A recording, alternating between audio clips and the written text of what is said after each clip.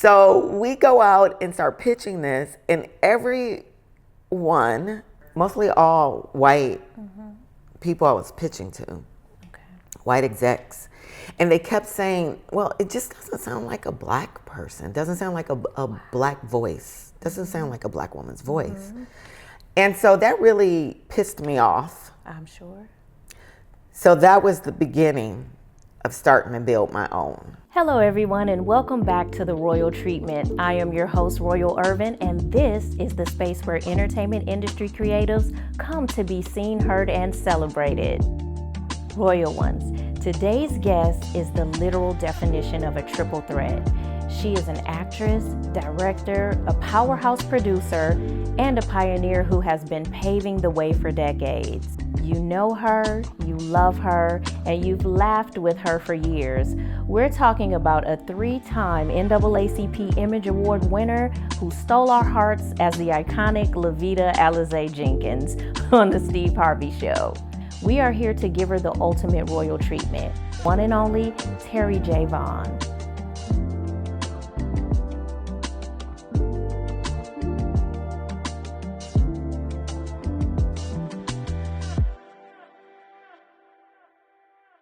We need a little origin story on how you went from the girl in Hunters Point to the business of entertainment. Like everything that you are accomplishing, is that something that you've always aspired to do?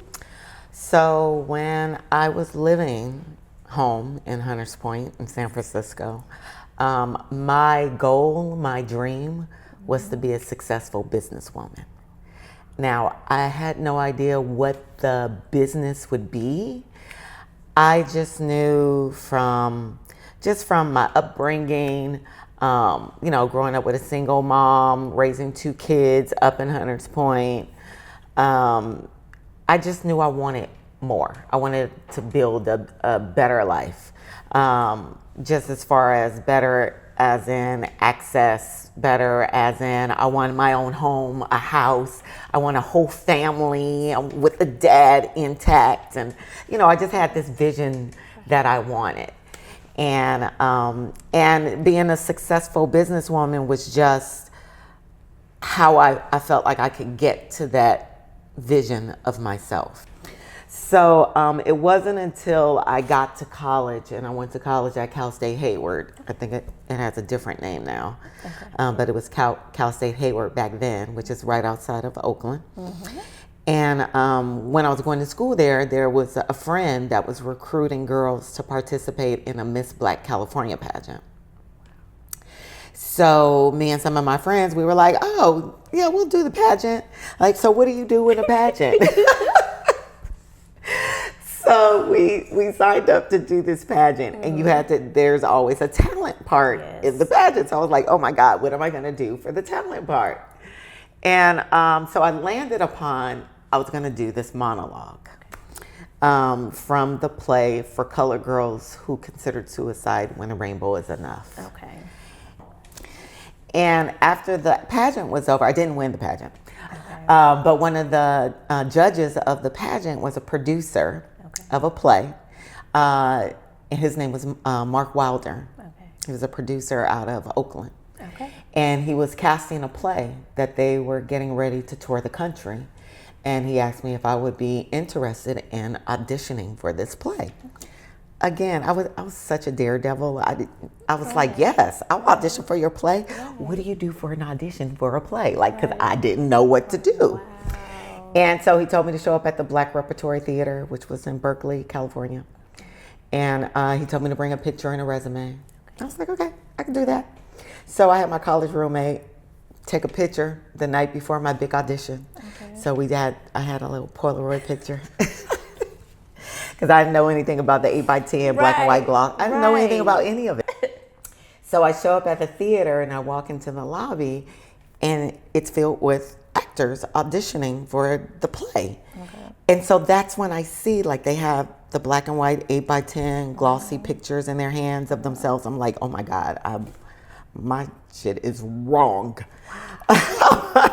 So I just kind of go in a corner, and like all these actors, they're getting ready for their audition. So they're doing exercises, they're moaning, they're stretching, they're warming up their voices, they're humming. And I'm like, oh my God, this is so weird.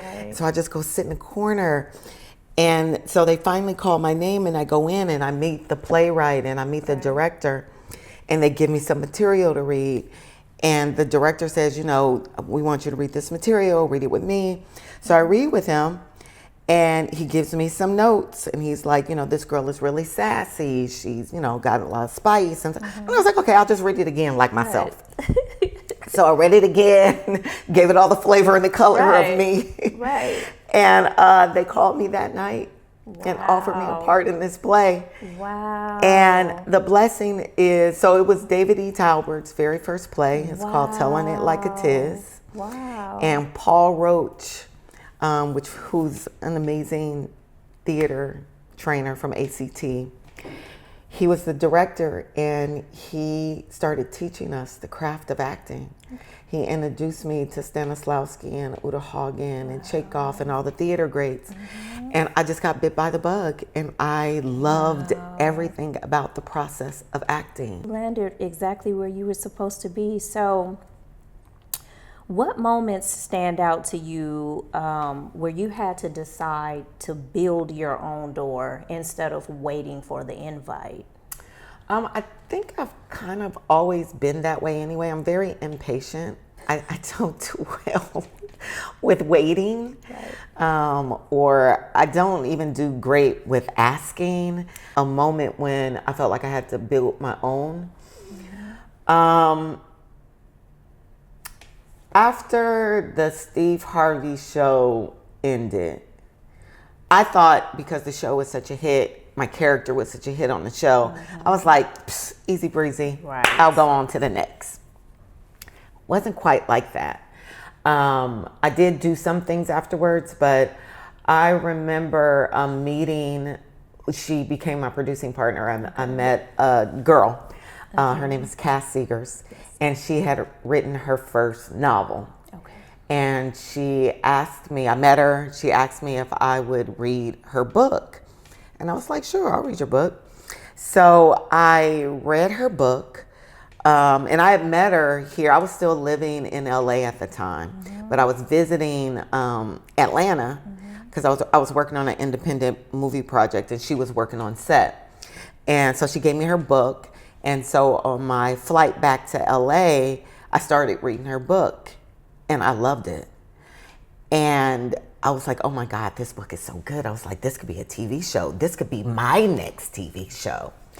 So when I got back to LA and I finished reading the book, I called her and I was like, have you ever thought about making your book into a TV show?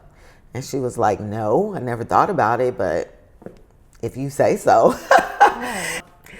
So we go out and start pitching this, and everyone that we pitched to kept saying, and mind you, they were mostly all white people I was pitching to, white execs. And they kept saying, well, it just doesn't sound like a black person. It doesn't sound like a black voice. It doesn't sound like a black woman's voice. And I was like, but the author's right here. This is her voice, her story. She wrote this. And so that really pissed me off. I'm sure. So that was the beginning of starting to build my own. So she and I partnered up, and we were on a mission to create opportunities for ourselves and for my peers. So we started Nina Holiday Entertainment and started creating content for us. We never did make that book into a series. Not to say that it still couldn't happen, because everything is possible. But we did go on and create a lot of content that got a lot of myself and a lot of my peers opportunities to work. Tell us about when you arrived here in the Atlanta area. When was that, and what brought you here? So I officially moved out here in 2009. And it's because I met a man. Ow! I met a man. was like, what you doing? He's Right. like, what you doing? Right. And that would be your husband right that now, would be right? my husband. Yes, Yeah, yes, so, yes. So I yes. see how you was like, what you doing? You know, because, you know, all the ladies love him. He's so fine. He's so fine. He's so fine, girl. So no, we met, and when we decided that we were going to be together, he was living here. He was based in Atlanta. I was still based in LA. And we were just having conversations about if he should move to LA and we just build our life there. And, you know, after just talking it through, to me, it just made sense for me to make the move here, just because we were building a family, the cost of living, all the things. We just factored in everything. Right. And it just made more sense for me to move to Atlanta. Okay, so your husband, and we're talking about the actor Karan Joseph Riley. Yes. So I know he was a former NFL player. Yes. Now an actor, and also in Miss Governor. Yes. So tell us about Miss Governor and how is it working together with your husband? It was incredible. Okay. I mean, I feel like, you know, I've been in this industry for a long time. So I have a good sense of what I'm doing and what I want and the stories I want to tell and why they matter to me. I mean, they matter to me. The stories. Yes. And the people that I work with matter to me. It was just such a beautiful journey because of knowing when you can come up with something out of in your mind, your spirit, your heart, and you just come up with a story, you come up with these thoughts, you know what you want to say and how you want to deliver it.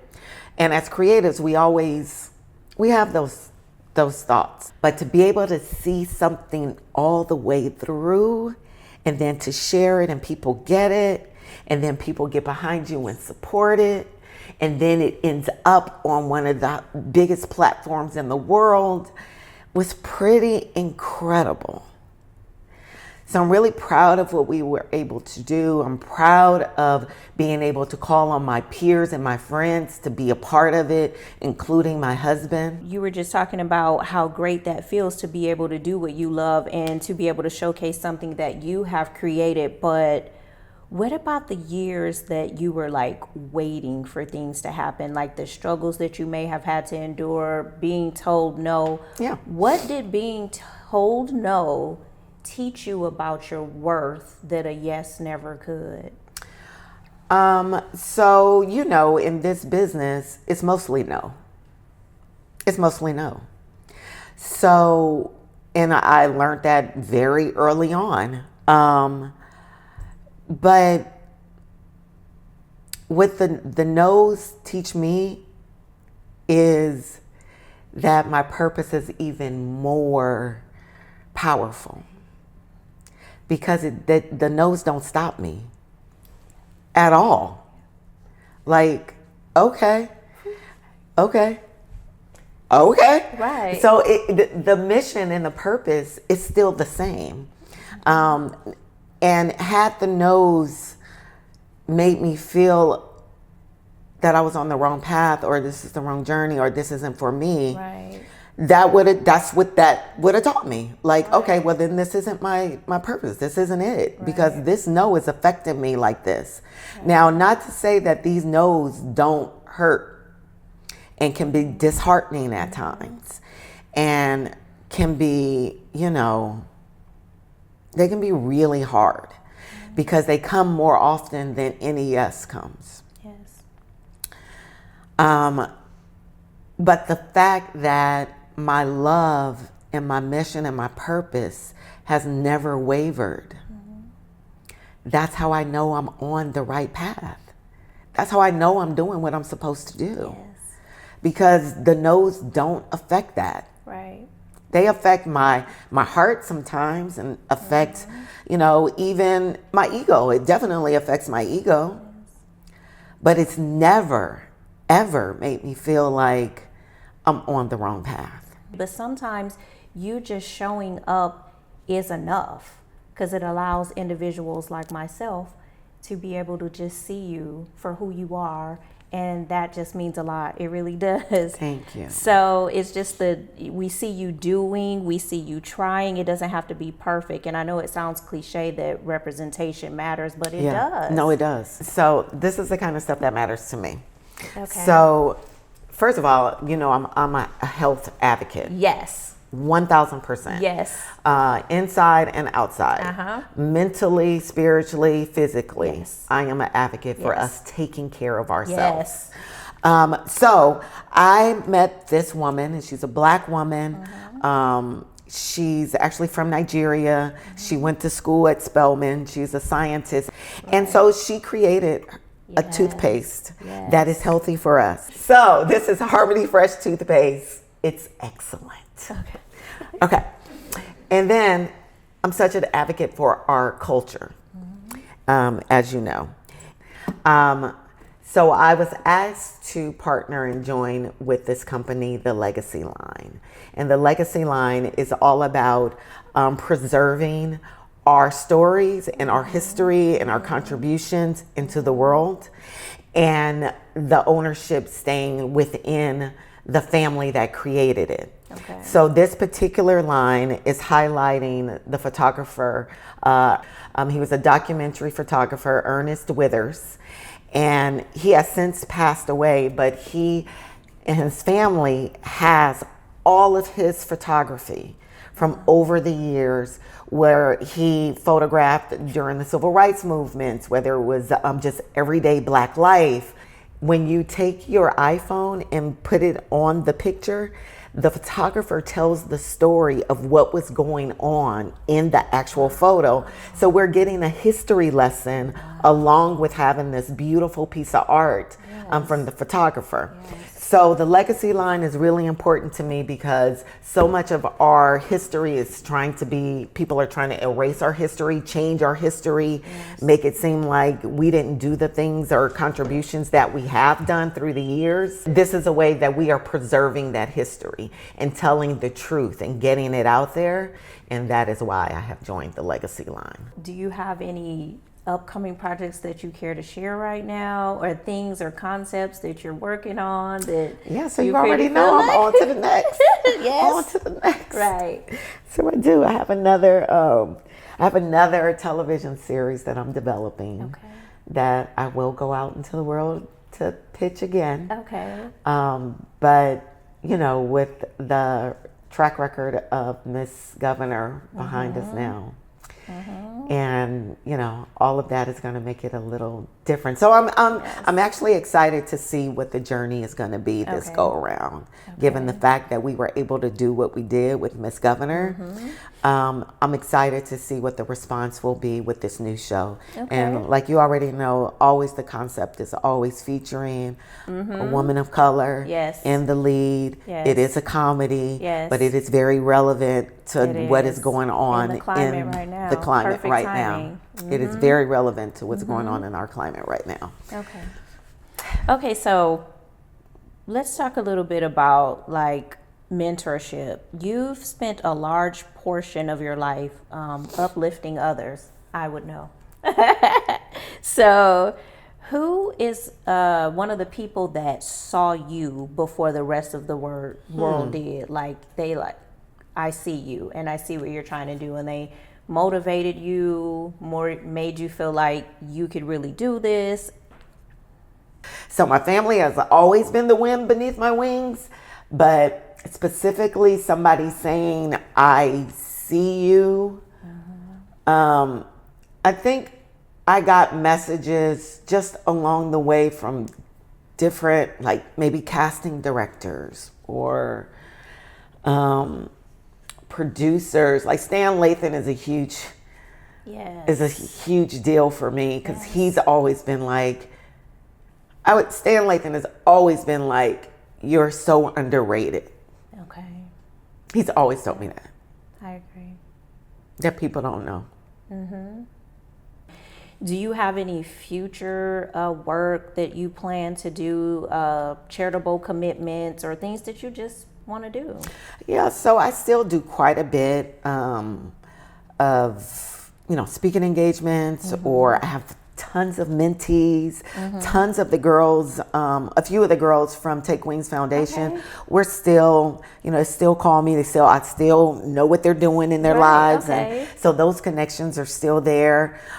We talk about, so Take Wings, we kind of stopped when COVID hit and everything kind of shut down, and we just had never been able to get it back up working. But we have recently had a couple of people reach out about wanting to try to bring it back. So the foundation itself may get back to work itself, but my work has never stopped. So I still mentor the girls. I still, mentor quite a few girls and women, actually. And I think it's just a part of what we do, and it's not really it's not really something that I would put on my job list, like things that's a job. It's just innately what I do, who we are. And I just think that's how it should be. Do you have any other achievements that you would just like to do? It doesn't have to be industry related or achievement related, just something you, Terri the human, would like to do. Yeah, I have a whole bunch I want to do. A whole bunch. I want more homes. I want a yacht. A jet, maybe? Yes, private jet. Yeah, I mean, I want to live a luxurious life. Who doesn't? Who doesn't? But also, there's so much more in this industry and in this world that I want to contribute, that I want to do. I want more content for us. So yes, I have another show that I'm developing right now, but I have a slate of projects that I want to develop, and not all just for me. A lot of it is for other people, like a book that I've read that I really want to see made into a television series. I'm a huge fan of Mary Tyler Moore. I love her journey as an actress, and then when she got her own television series, she started MTM Enterprises and spun off so many comedy series that starred other people. That's the mission that I'm on. That's the journey I'm on, to do the same thing. So I have TJV Enterprises, and our focus is to do the same thing, to create more content for us, for all of us.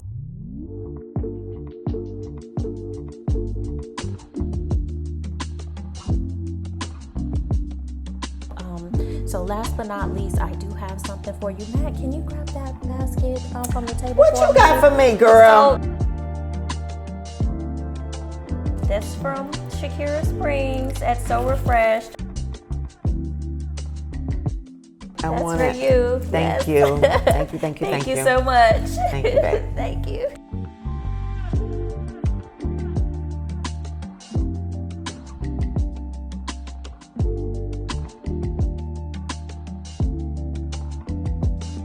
Thank you for joining us. Don't forget to like, share, and subscribe to help us keep celebrating these incredible industry leaders. Until next time, Royal Ones, remember, it's never too late to create.